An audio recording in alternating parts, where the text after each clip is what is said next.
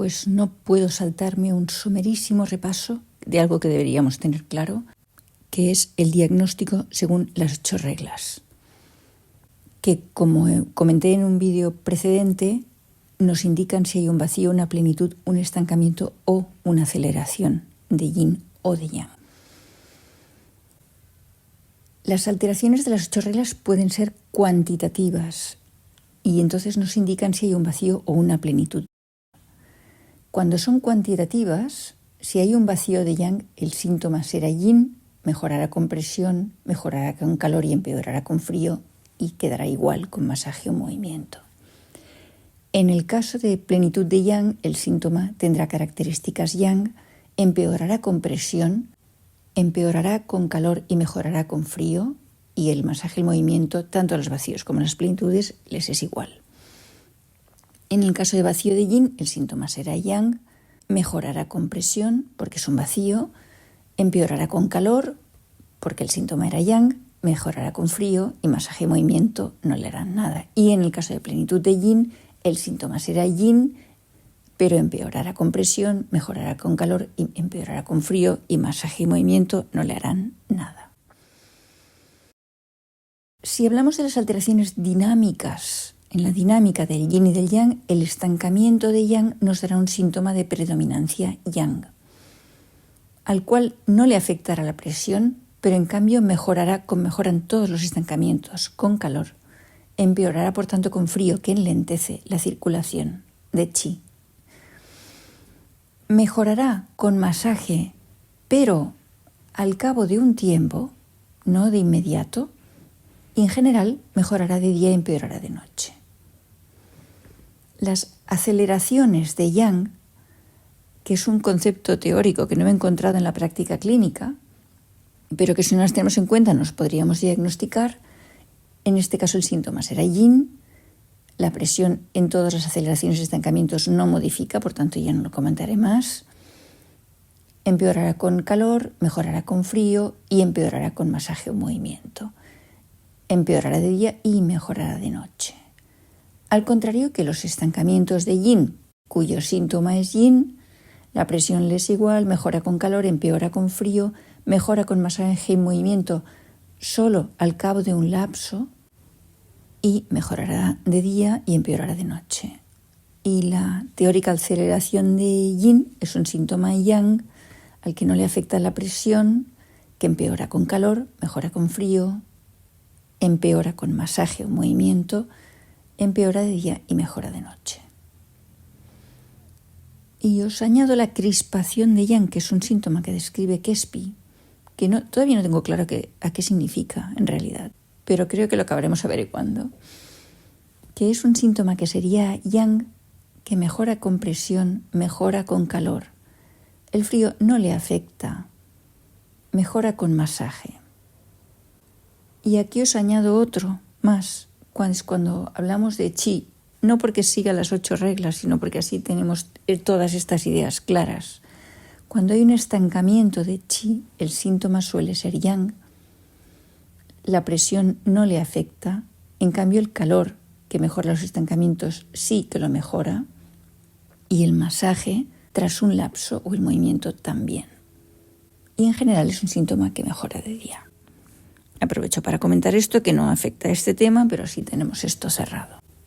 Y me he saltado que es un síntoma yang y un síntoma yin. El síntoma yang suele ser agudo, puede ser móvil, es superficial y bien localizado en general, puede ser de tipo arrancamiento, pero también distensivo o paroxístico o pulsátil incluso.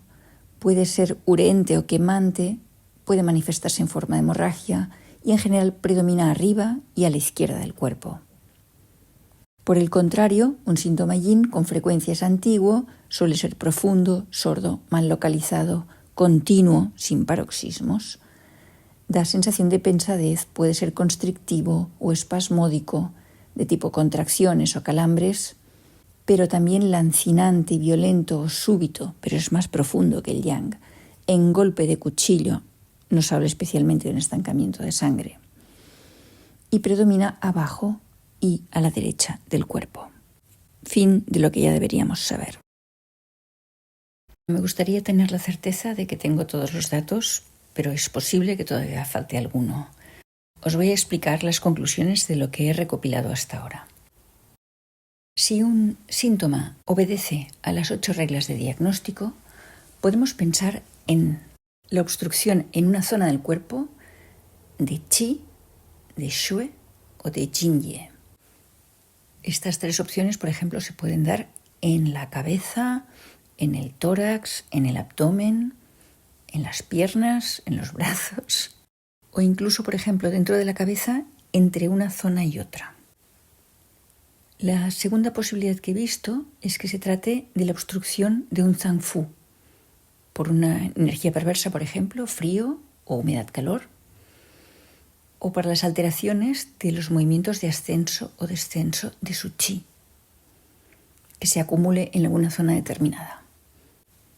La tercera posibilidad que he recabado es la obstrucción de un canal, por ejemplo, de un Jingjin por una causa mecánica o traumática, sin hematoma, pero también puede ser de origen tensional.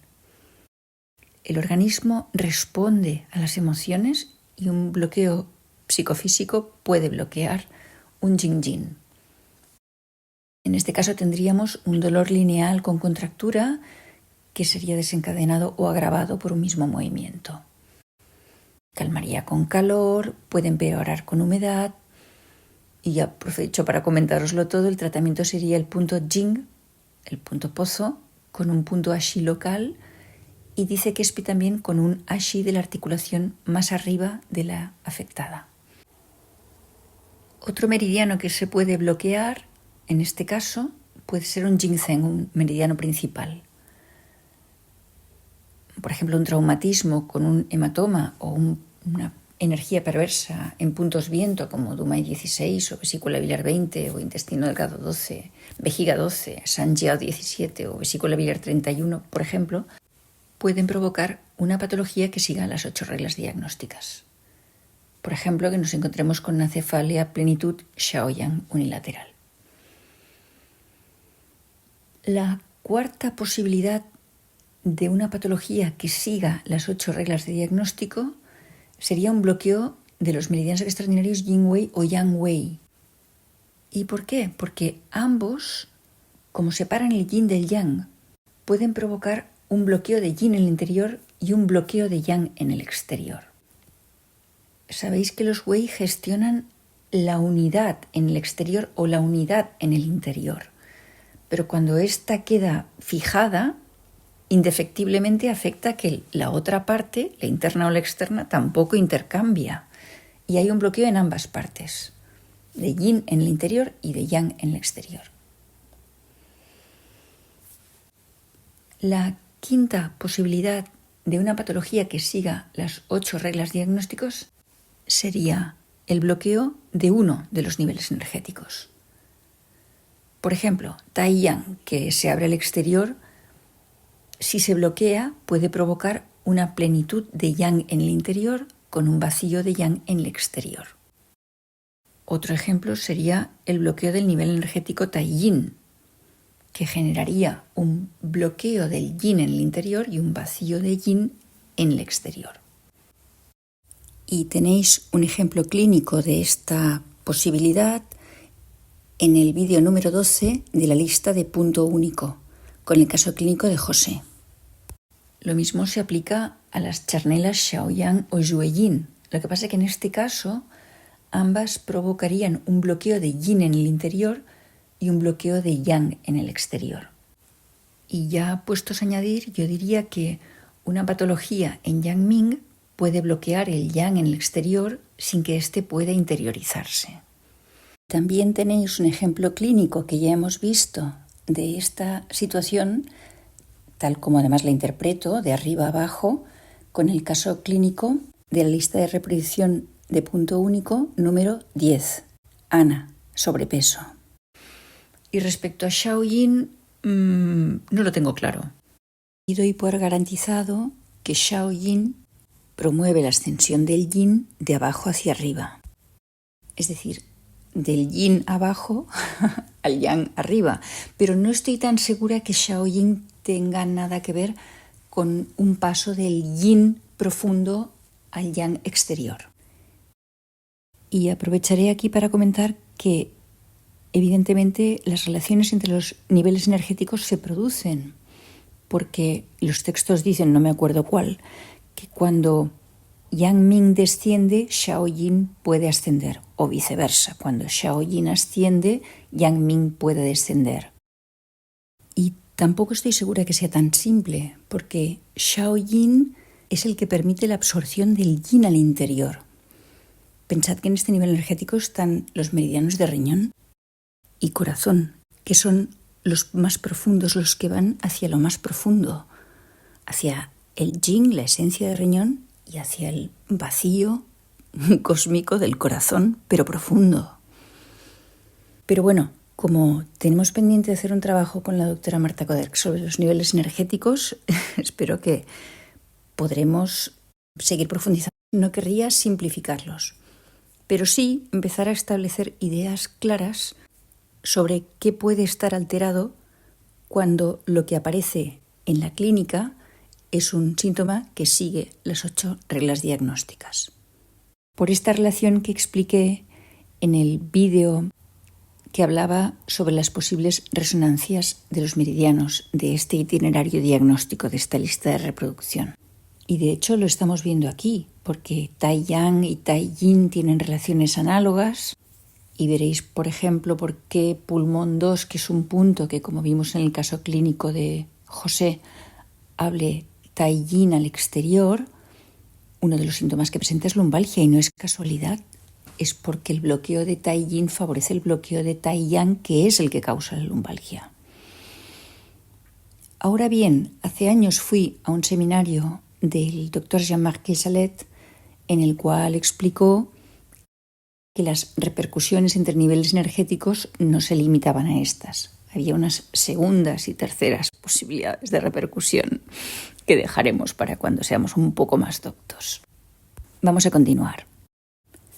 Y una sexta posibilidad, que no sé hasta qué punto confluye con alguna de las anteriores o con varias de las anteriores, de que una patología obedezca a las 8 reglas de diagnóstico, sería la alteración en la dinámica de alguno de los puntos que denominamos barreras, y que yo voy a emplear este concepto para que nos sirva para todos los puntos que hacen esta acción de una u otra forma. Repito, la alteración en la dinámica de alguno de los puntos barrera que rigen los intercambios entre yin y yang en las barreras naturales del cuerpo.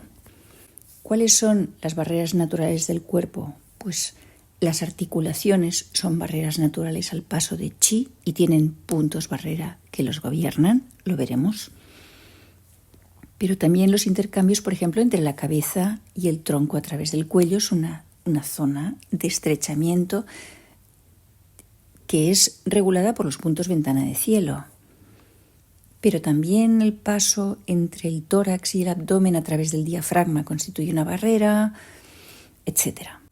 En cuanto prepare el vídeo para hablar de los tratamientos de las patologías compartimentales, que es como yo he decidido llamar a las patologías que siguen las 8 reglas y afectan a los compartimentos del cuerpo, entonces veré cuántos y cuáles son exactamente los puntos barrera que yo puedo identificar.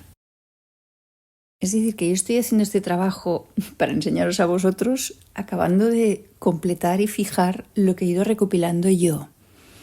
Y aquí aprendemos todos.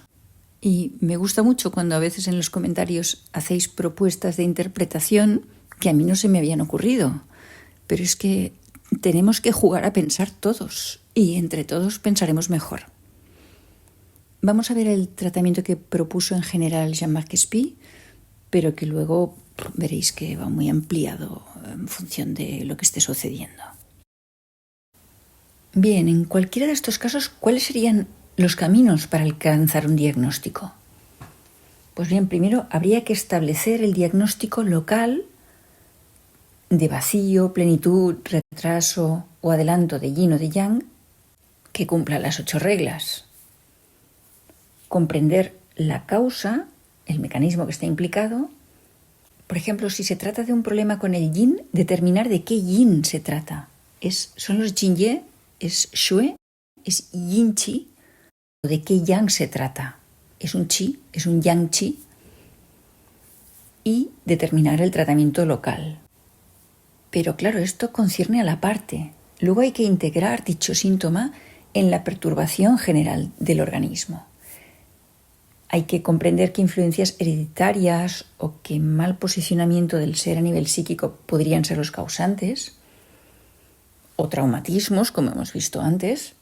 Y en el caso de que sea de origen psíquico, no solamente elaborar un tratamiento global, sino además que con él podamos ayudar al ser a ubicarse mejor en el mundo. Y Quespi nos dice que la experiencia demuestra que si el síntoma de partida está bien etiquetado, esto nos sirve de hilo conductor, puesto que siempre existe una relación con el conjunto. Por ejemplo, si un dolor es debido a un estancamiento de yang, continuaremos con el interrogatorio general buscando qué ha permitido dicho estancamiento local. De este modo estamos guiados por el síntoma analizado.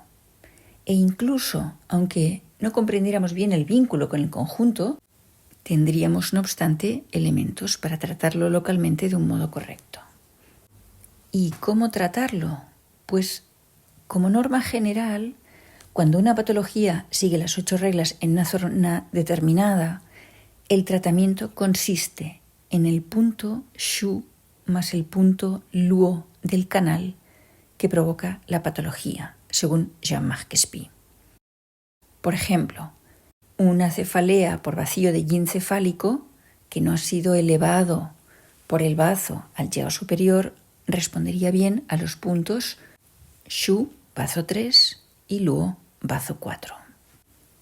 Ahora bien, será muy importante que tengamos claros cuáles son los criterios diagnósticos de las 8 reglas y a ello dedicaremos los vídeos que sea necesario. Y como cuando me puse a estudiarlo me percaté de que era bastante complejo, que era un gran ámbito de diagnóstico y tratamiento, he decidido personalmente ponerle el título de las patologías compartimentales, porque afectan a compartimentos del cuerpo.